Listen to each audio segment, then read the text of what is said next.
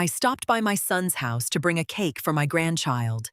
His truck was in the driveway, even though he was supposed to be out of town. I walked to the side window and heard his wife talking on the phone. I couldn't move after what I heard. It was a Tuesday afternoon, humid and thick, the kind of day where the air just hangs heavy. I was holding a lemon-pound cake fresh from the oven, wrapped carefully in foil. It was my grandson, Leo's favorite. My son, Mark, was supposed to be at a regional sales conference 3 states away. I hadn't planned to stay long, just drop off the treat for Leo and his mother, Chloe, and head back home. But seeing Mark's heavy black pickup parked unevenly in the driveway made me pause. I thought about knocking on the front door, but a sudden strange instinct stopped my hand midway.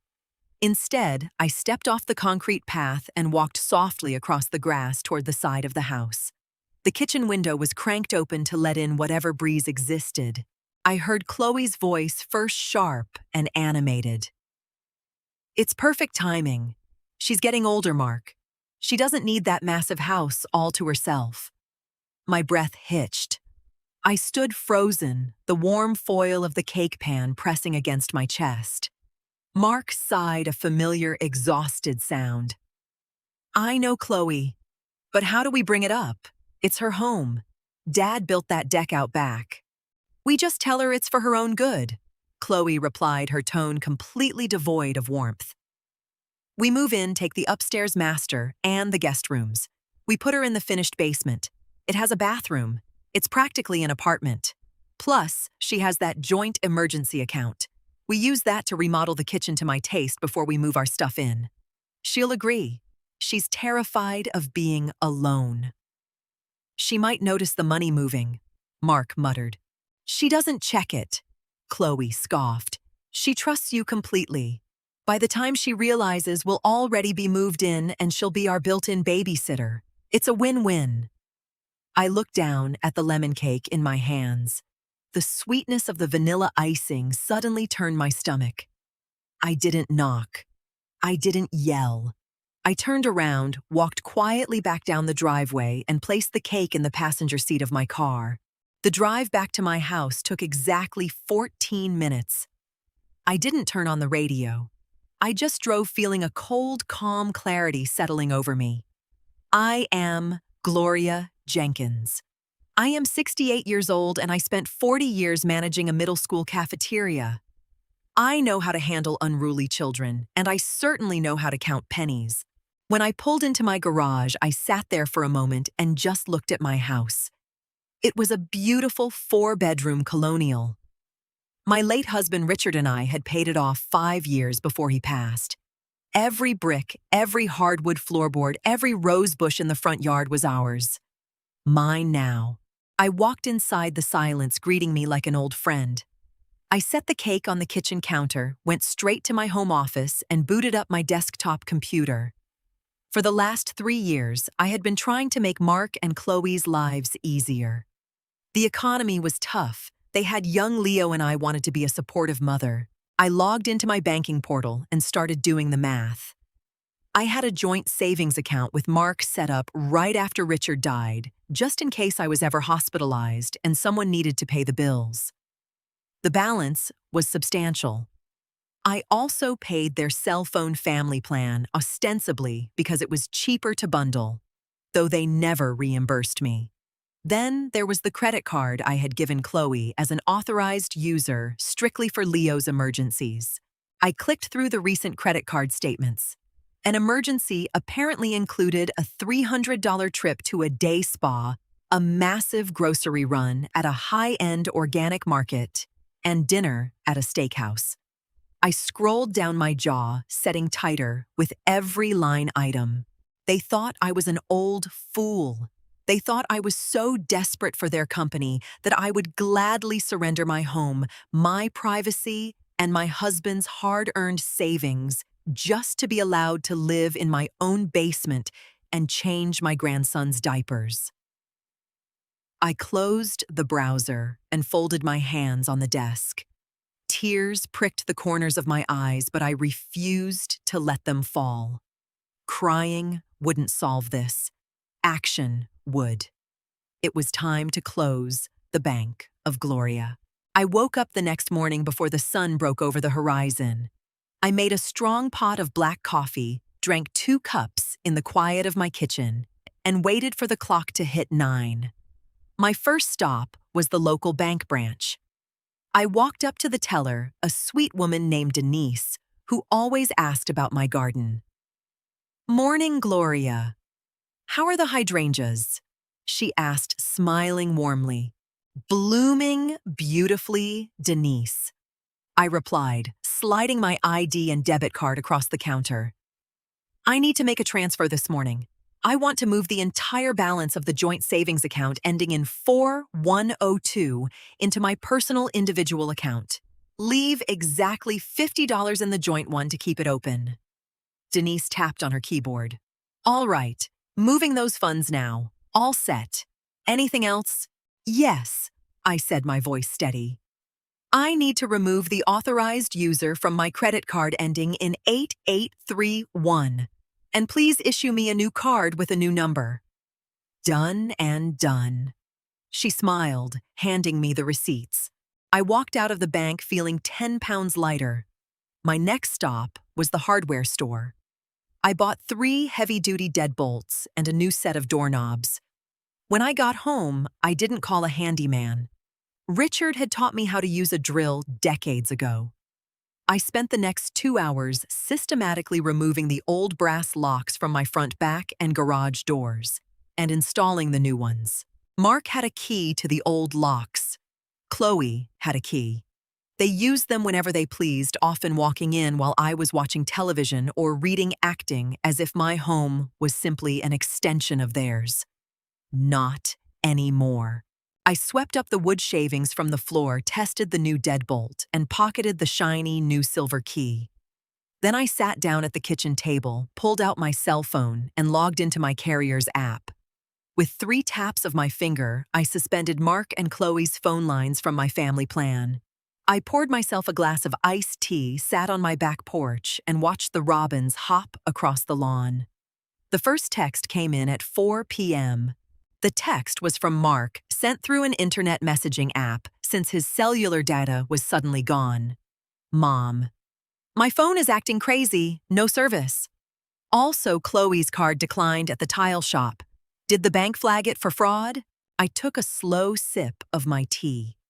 The tile shop. They were already buying materials for the kitchen remodel in my house using my money before even having the decency to ask if they could move in. The sheer audacity of it made me laugh aloud, a harsh, dry sound that startled a bird off the fence. I didn't text back. I pressed the call button. He picked up on the first ring. "Mom, finally. Can you call the credit card company? Chloe is standing at the register at Imported Tiles and it's embarrassing her."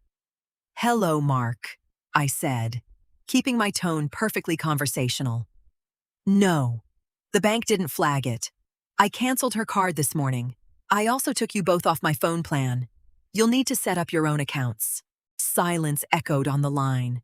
Then a bewildered stutter. "What? Why, Mom? You can't just do that without warning. We're trying to buy..." He caught himself. "We're running errands." "I'm reviewing my finances for retirement," I said smoothly. "I realized I've been letting a lot of unnecessary expenses pile up. You two are adults. It's time you manage your own bills." "The free ride is over, Mark." I heard muffled arguing in the background. Chloe's voice was shrill, though I couldn't make out the words. Mark came back on the line, his voice tight. "Mom, this isn't funny. Turn the card back on. Chloe needs to pay for this." "She can use her own money," I replied simply. "And Mark..." "What?" he snapped. "I know you aren't at your conference. Don't lie to me again." I ended the call and turned my phone on silent. My chest was thumping a mix of adrenaline and old, deep sorrow. I had babied him for too long. But Chloe had another plan, and I knew she wouldn't surrender this easily. The next morning, I was in the middle of repotting a fern when I heard tires crunching aggressively on my driveway. I wiped the soil from my hands, walked to the front window, and peeked through the blinds. It was Chloe's SUV. She stormed out of the driver's side, grabbed little Leo by his wrist, and marched up my front walkway. She was holding a diaper bag and looked furious. I watched quietly as she reached the porch. I heard the familiar scraping sound of her old key sliding into my front door lock. She jiggled it, pushed, jiggled it again. I heard her mutter a sharp curse. She rattled the doorknob violently, then pounded her fist against the heavy wood. I waited a full 10 seconds before opening the door, leaving the security chain attached. I peered out through the 4-inch gap. "Good morning, Chloe," I said mildly. "What is wrong with your door?" She demanded, her face flushed red. "Open up. I'm late. I have a nail appointment and then a lunch meeting. You need to watch Leo." Leo looked up at me, his big brown eyes blinking innocently. "Hi, Grandma." "Hi, sweetheart." I smiled at him before shifting my gaze back to my daughter-in-law. My expression flattened. "I cannot watch Leo today. I am busy." Chloe stared at me as if I had just spoken a foreign language. "Busy doing what? You're retired. You're always home. What I am doing with my time is my business," I said, my voice dropping an octave. "You did not call. You did not ask. You assumed you could dump him here, let yourself into my house, and use me as your unpaid staff. That ends today. Are you punishing us because of the credit card?" She sneered, dropping the pretense of politeness. "Mark is your son. We are your family. You are being completely unreasonable."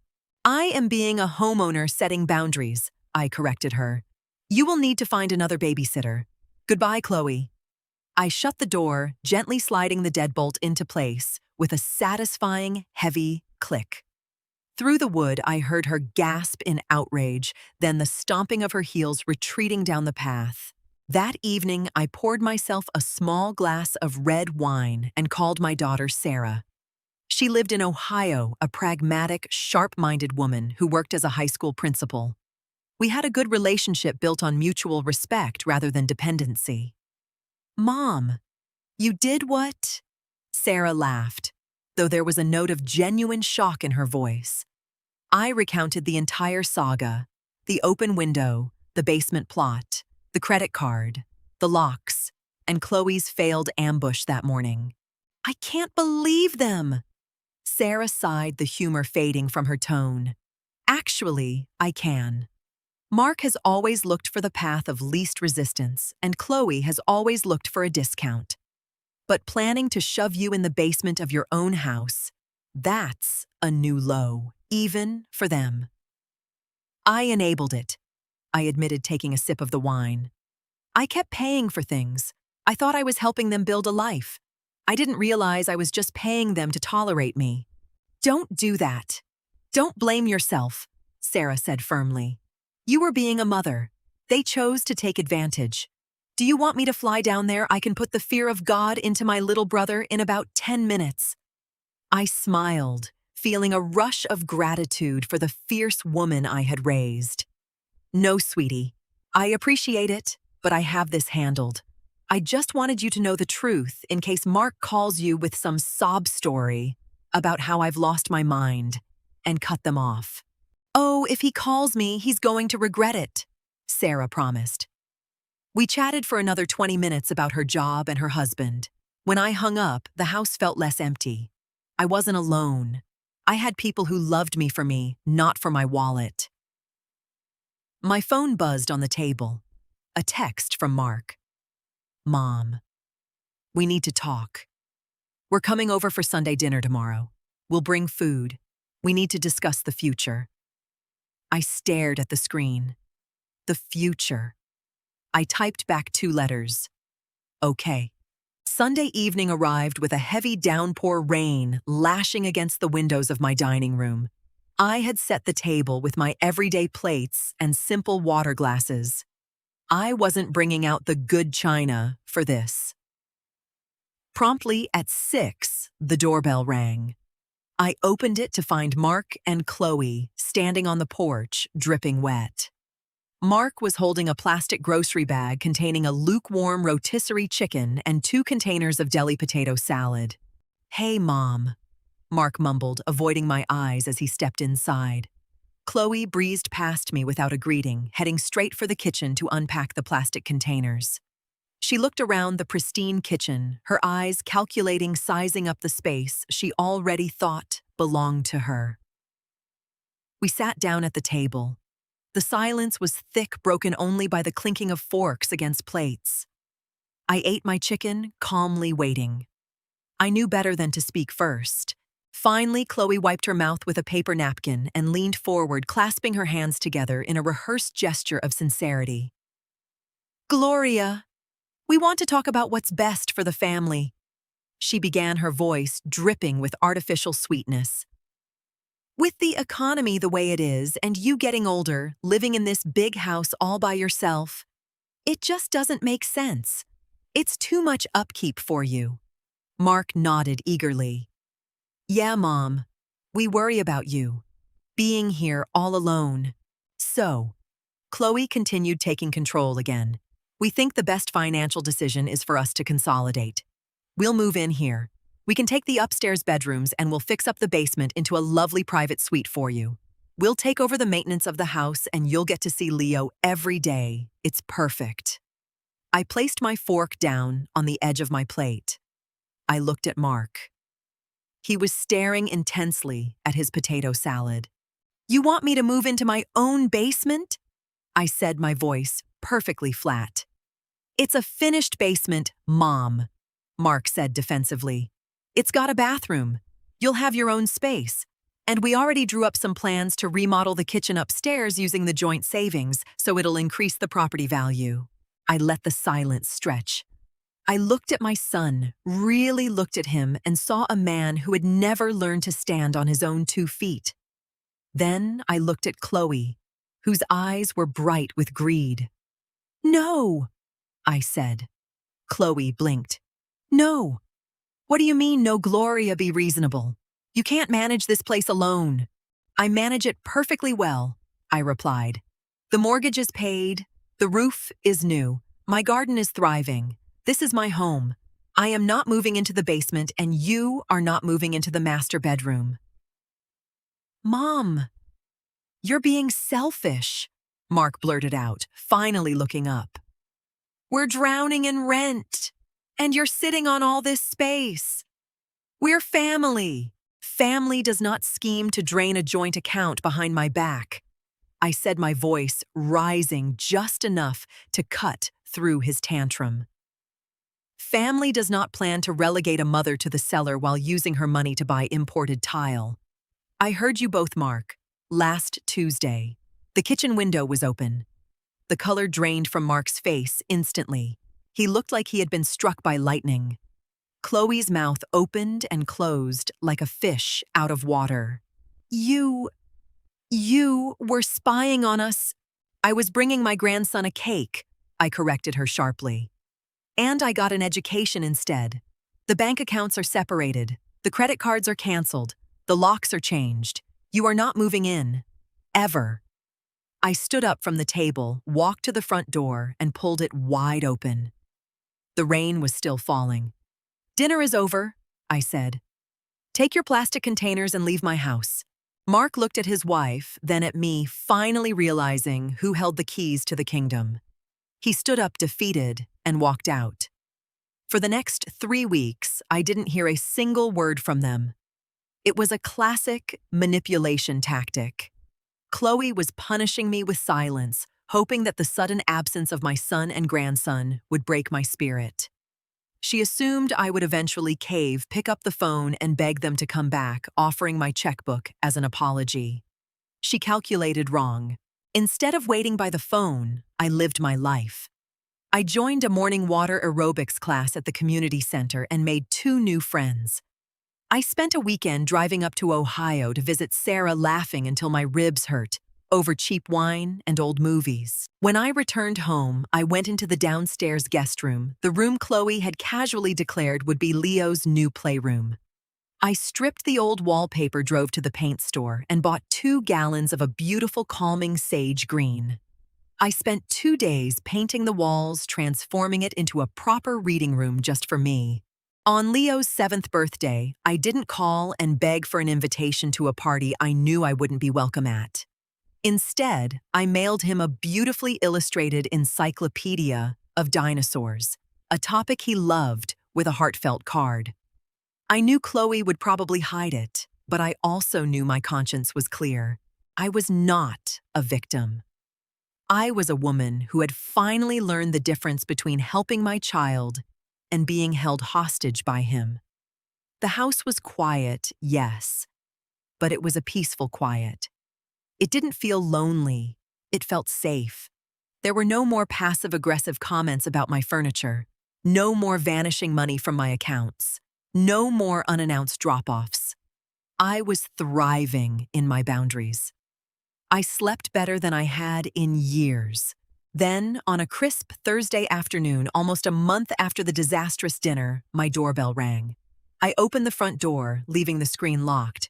Mark stood on the porch, looking exhausted, his confident smirk gone. "Hi, Mom," he said quietly. "Hello, Mark." I didn't unlock the screen. He confessed they couldn't pay their rent. They had spent everything on a contractor deposit for the remodel, assuming my joint account money would cover the rest. "That sounds like a difficult situation," I said evenly. "You'll need to ask for a refund." "Mom, please," he pleaded. "I messed up. I got greedy. I'm sorry." I loved my son, but love and access are 2 different things. "I forgive you," I told him. "But the rules have changed. My money is mine. My house is mine. You are welcome to visit by invitation, but I will not be your backup plan, and I won't be disrespected in my own home again. Understand?" He nodded. "I understand." "Good. Tell Chloe she won't be welcome if she tries to dictate my life again. I'll call you Sunday." I closed the heavy door, turning the deadbolt. Walking back to my sunlit kitchen, I poured tea. The house was finally unapologetically mine.